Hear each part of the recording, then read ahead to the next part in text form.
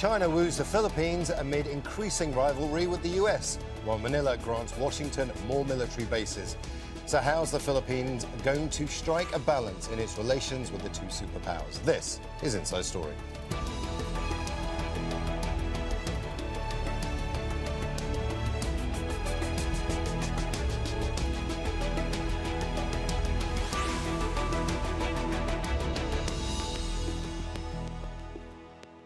Hello and welcome to the programme. I'm Imran Khan. China's foreign minister has just wrapped up a visit to the Philippines. It was a meeting between neighbours, not only with a history of deep economic ties, but also of long-running territorial disputes. The two ministers have pledged to work together to resolve their differences. The visit was the latest in a series of high-level meetings between the Philippines and China and the United States, who are all vying for the upper hand in the Asia-Pacific. We'll unpack this with our guests shortly, but first, Alexandra Byers begins our coverage. China's foreign minister arrived in Manila hoping to strengthen what he called a millennia-old tradition of friendship. Qinggang met his counterpart, as well as President Ferdinand Marcos Jr. They've pledged to work together to resolve territorial disputes in the South China Sea.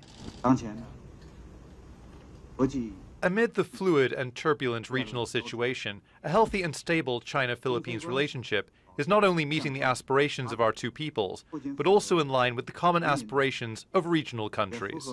I hope that today's meeting will give us an opportunity to follow through on the plans and gains made for our country's recent high-level interactions and make some headway in addressing common issues and challenges.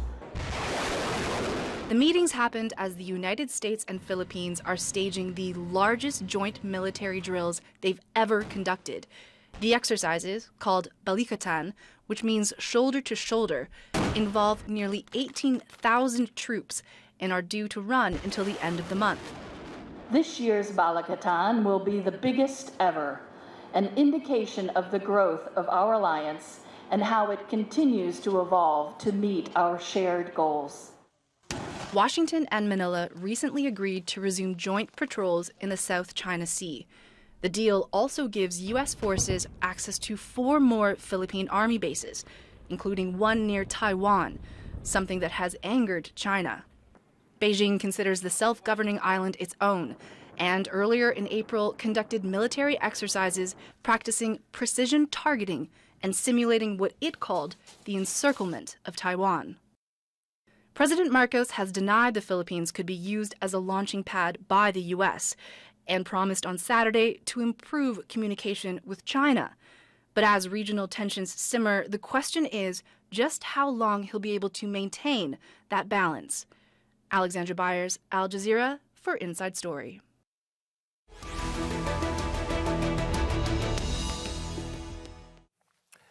For more on this, let's bring in our guests. In Hanoi is Richard Heydarian.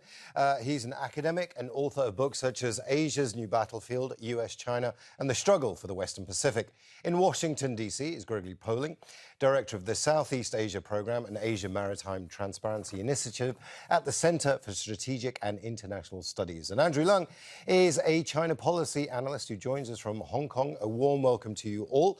I'd like to begin in Hanoi with Richard Heydarian. Richard, the biggest military exercise that the US and the Philippines have ever taken place. Manila now promising more military bases within the Philippines itself for the US. And now you have the Chinese foreign minister visiting. Is this a case of too little, too late for the Chinese? Are they trying to play catch up now? Right. I mean, on the one hand, the Philippines is kind of in a strategic sweet spot where I think it has a better bargaining position when it comes to dealing with China, because right now we have revitalized our alliance with the United States in ways that we didn't do in the past 6 years or so under former President Rodrigo Duterte. I think what's happening here is the Philippines is correcting under President Marcos Jr. the excessive and fruitless flirtation with China.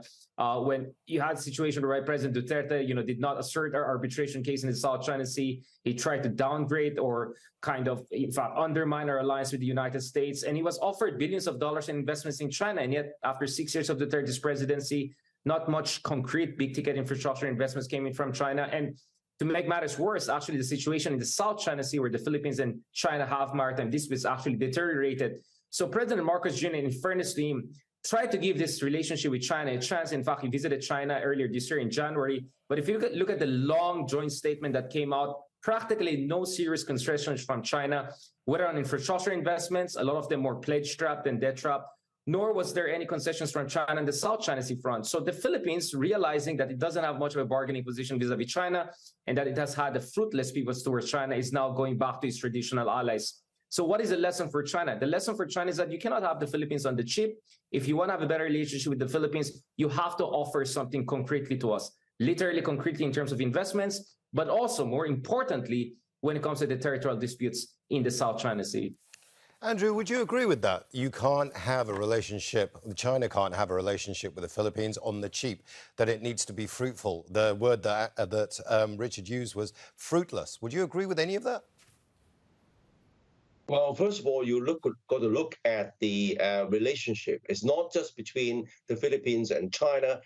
It is between China and the United States, involving the South China Sea and Taiwan.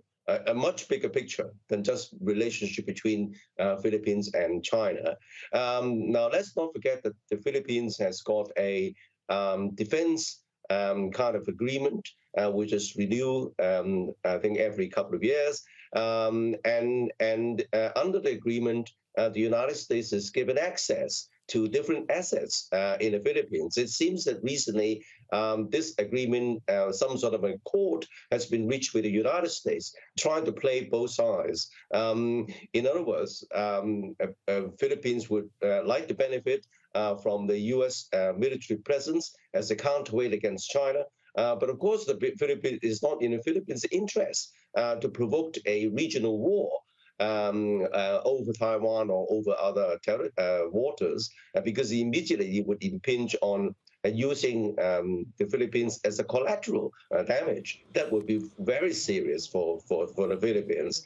And now what it seems that it's not a sweet spot, it's a very dangerous and delicate spot, because by allowing American military presence in the Philippines, in case that there is a war over Taiwan, for example, these military assets, American military assets, could be mobilized and were subject to retaliation, military retaliation from Beijing, using missiles or other bombardment, and hurting the Philippines nation and the people. So I think it's a very delicate spot.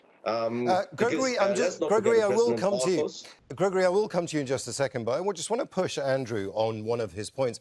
Andrew, right now, though, right now, at this moment, it's the US that are winning this relationship with the Philippines. It's not China. That billions of dollars worth of investment that China promised under successive governments of the Philippines didn't materialize. So right now, the US does have the upper hand in the Philippines over China. Surely that's what it looks like.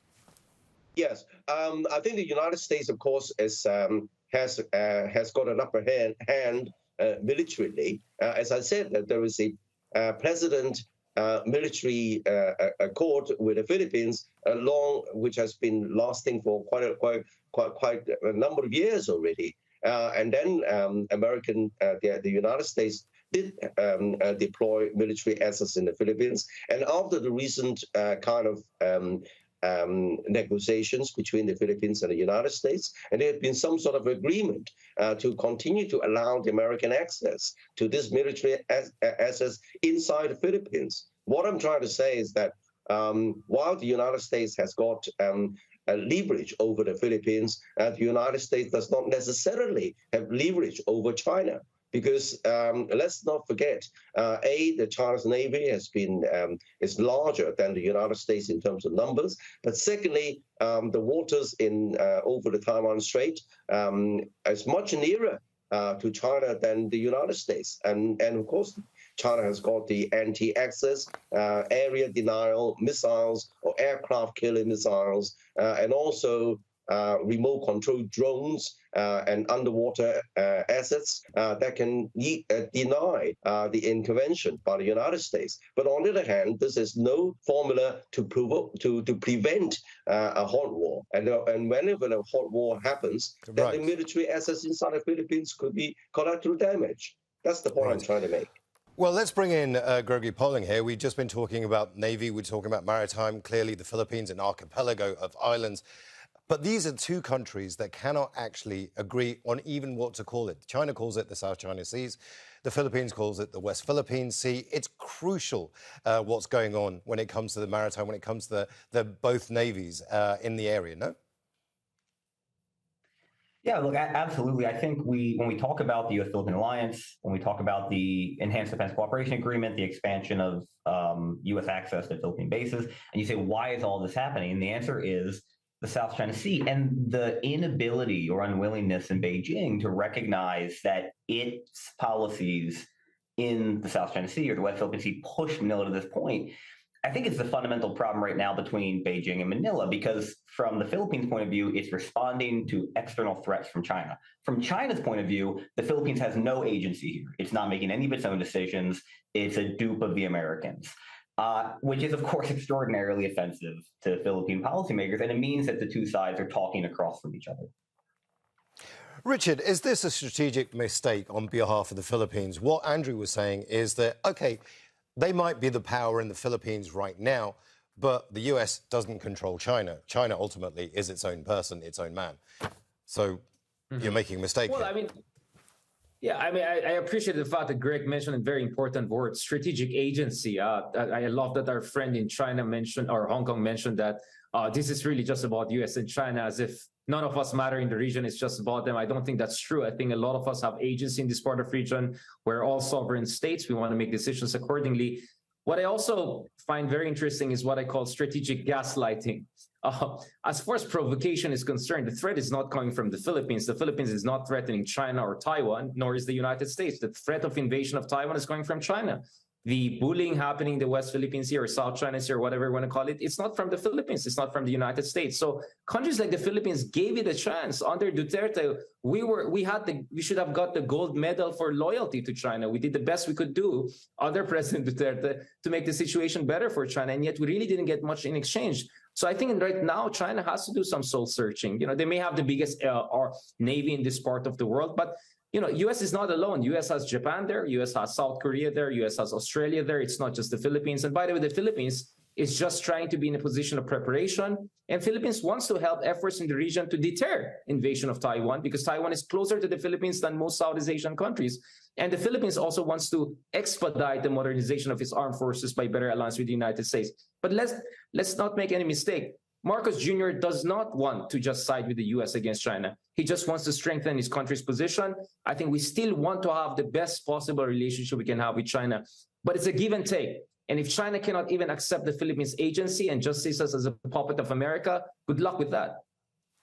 Gregory, but post the Second World War, the Philippines did have a pretty great relationship with both China and with the US. In fact, it's prided itself as being one of the places that can talk to all of the superpowers, including regional superpowers. So has something gone wrong here, do you think, since Duterte was in power? Do you think something has broken?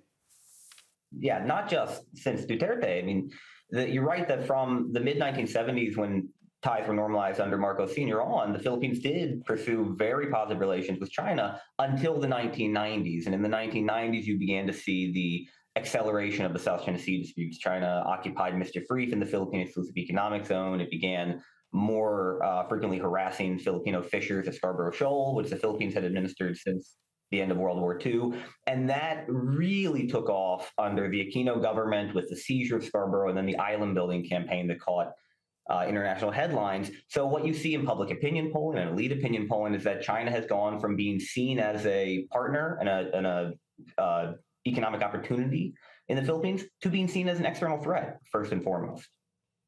Andrew, let me bring you in here. What we're talking about, I want to talk to you about hierarchy. China, obviously a very big power, has huge influence in Africa, has huge influence in South Asia, has investments all over the world practically. How important is the Philippines to China? Well, I think that the Beijing regards the Philippines as a friend rather than as an enemy. There is a great economic relationship between the Philippines and China, as evidenced by the recent state visit by President Marcos to Beijing.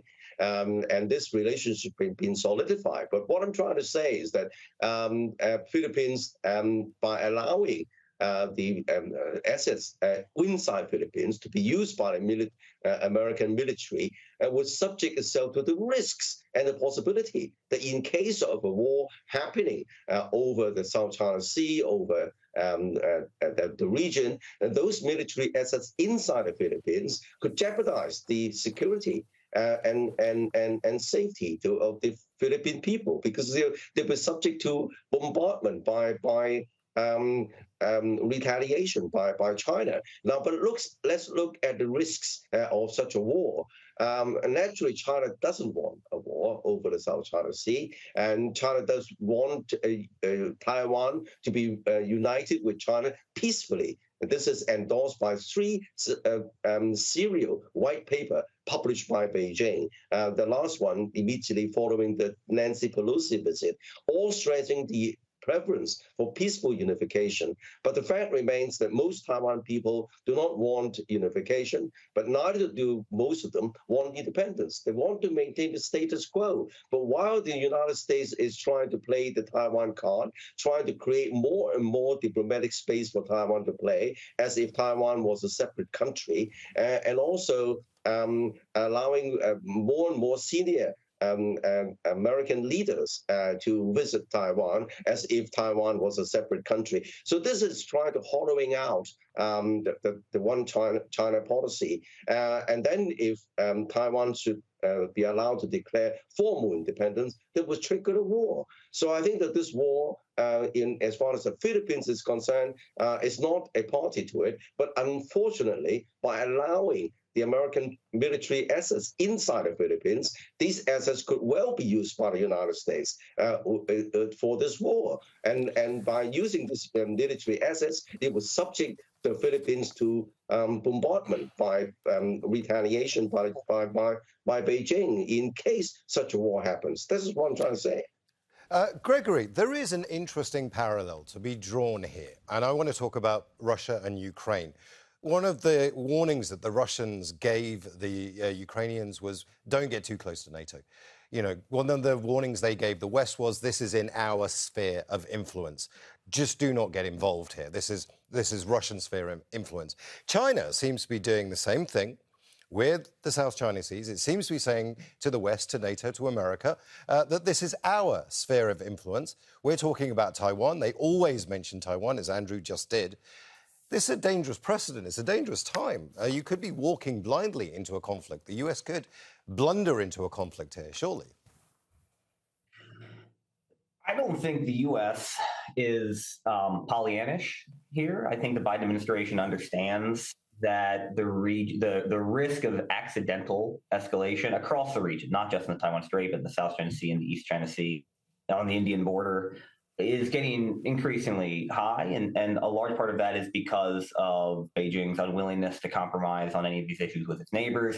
And for the U.S., there is a balancing act here. It wants to put up guardrails, maintain strategic communication, prevent escalation. But the U.S. is also getting a lot of demand signal from its partners, right? And it has to respond if it wants to continue to be seen as the partner of choice, as a regional security provider. So when the Philippines comes knocking on America's doors and says, we need help because China keeps trying to starve our troops out in the Spratly Islands every 6 weeks, the U.S. has to say yes. When Japan complains, when India complains, when Korea complains, when Vietnam complains, they come to the U.S. as a balancer. And I come back to the point I made earlier. One of the fundamental problems here is you ask China about the Philippines, and China wants to talk about Taiwan. China refuses to recognize that the Philippines has any legitimate reason to fear China, that China has done anything over the last decade to drive the Philippines to the decisions it's made. Richard, we are talking about Taiwan because it has been brought up. You were talking about the idea that the Philippines is a sovereign nation, that it should be able to develop relations with any country it wants. But the bottom line is that China's got a priority. It's Taiwan. And by allowing the Americans in, you're walking a dangerous path.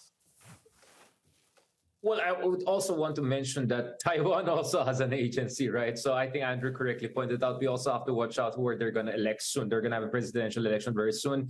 So let's hope that on the part of Taiwan also, they played their cards well so that they don't give anyone any excuse to do anything crazy or out of the box. Now, speaking of the Philippines, the reality is that we're just too geographically close to Taiwan to sit this out, and at the same time, we're a U.S. ally. We cannot be neutral because a lot of war games suggest that, including war game, I think conducted by Gregory Polling's institution last year, suggests that southern Taiwan's shores could be one point of entry for a potential Chinese kinetic action. And that's just over 100 nautical miles from some of the Philippine bases in Mavulis, in Fuga, among others. By the way, we didn't open those bases to Americans or not yet, but the reality is that the Philippines is just close to too close to the Taiwan theater to be a neutral, and we're a U.S. ally, so we're not going to be neutral. So imagine a situation: there's a war between U.S. and China. American troops are getting killed or wounded, and then we say we're neutral. So that's why, in recognition of that potential nightmare situation, what we want to do, at least that's what Marcos Jr. wants to do, is to prepare for that, and hopefully by having a collective, strong stance together with U.S., but also with Japan, among others, deter China from even invading Taiwan. Because I think that's a lesson we are drawing from Ukraine. The reason why Ukraine was invaded was because it was not backed up enough. Had Ukraine had more defense cooperation or assurances from the NATO, from the US, I think Russia would have thought it twice. And I think China is way more rational, more aggressive and reckless than Russia or Putin's Russia. So I think if the Philippines, Japan, and US play their card well through integrated deterrence strategy, perhaps we can deter or make China think twice about any kinetic action in the near future. After all, even Andrew said China doesn't want war too, but we have to prepare for it. If you want peace, you have to prepare for war. I mean, Andrew, China isn't looking for a war. I mean, I think we can confidently say that, but it might have been easier just to buy the Philippines off. Why didn't China just commit to the billions of dollars it promised the previous government in investment? Well, I think that, as I pointed out, Philippines is within this a regional comprehensive economic partnership, the world's largest trading bloc, accounting for a third of the world's GDP, a third of the world's population, of which the Philippines, of course, is a very important trading partner. But that cannot be used as to override China's territorial interests, particularly over Taiwan. So if push comes to shove, and the American assets in the Philippines are being used in such a war, then the Philippines would necessarily be dragged in, not because China wants it, but because of the presence of these American military assets in the Philippines. Now, as far as the Ukraine situation is concerned, there is a perception in Beijing that the United States wants to provoke China into taking untimely action so that China could be dragged into a Ukrainian-type quagmire, so as to arrest China's rise and to thwart China's development trajectory. But Beijing is too clever for that. I don't think that Beijing would be drawn to do it because Beijing is fully military prepared in terms of anti-access, area denial, missiles and drones and aircraft and blue water navy over the Taiwan Strait in case the eventuality actually happens. But Beijing doesn't want that. Beijing wants, as I said, peaceful unification. So I think that Beijing has got strategic patience. The danger for the Philippines is that even though the Philippines would like to remain neutral, it would likely risk being drawn into it willy-nilly in case eventuality happens. Gregory Poling, the US does have a card to play here, though, right? No one wants to be dragged into a war. But the US wants to make sure that the Philippines is a strategic friend, a strategic asset when it comes to military bases. So there's a way for both China and for the US to coexist within the Philippines itself, and that's simply by doing what they're doing, keeping the status quo. Is that something that the government is taking seriously, the US government? I think it's absolutely correct. If you look at the speeches made by the Secretaries of Foreign Affairs and Defense from the Philippines last week when they were in Washington for the 2+2 meeting with their U.S. counterparts, they both stressed time and time again that they want positive relations, economic relations with China, and a closer military alliance with the Americans, and they see that as key to the Philippines' independent foreign policy, which is not quite the same as neutrality, but it means the Philippines gets to make its own decisions. It is not beholden to U.S. strategic decision-making. And their American counterparts said time and again, we get it. We agree, we support that. The real question, though, is the current status quo actually stable? And while we think so much about the Taiwan Strait for obvious reasons, the fact is that every few weeks, Filipino Coast Guard ships getting violently harassed by a Chinese vessel in the South China Sea, that's where the status quo is likely to break. And so I think China cannot maintain its current hyper-aggressive posture in the South China Sea and expect the Philippines not to continue to drift closer to the Americans. Richard Heydarian, we are running out of time, but I do want to end with you. This idea of the status quo, which is clearly what Philippines is doing. It's managing a relationship between China and between the United States. But that's going to take a lot of political skill. Does this government have that political skill? I don't think I want to vouch for Marcos Jr. yet, but I think he has done far better than many people expected from him the other year. In fact, the expectation of most so-called experts was that Marcos Jr. will be kind of like a Duterte 2.0. He'll finish off what Duterte could not, which is essentially making the Philippines like a vassal state of China and a very unreliable or just a kind of a superficial ally of the U.S. And yet that's not what's happened. I think Marcos Jr. is someone who was part of his father's efforts of normalizing ties with China back in the day in 1970s. He has a lot of experience with geopolitics on a personal level, and he has many, many good advisors around him. So I'm cautiously optimistic that he will not be foolish enough to provoke China, but also not foolish enough to do what his predecessor did.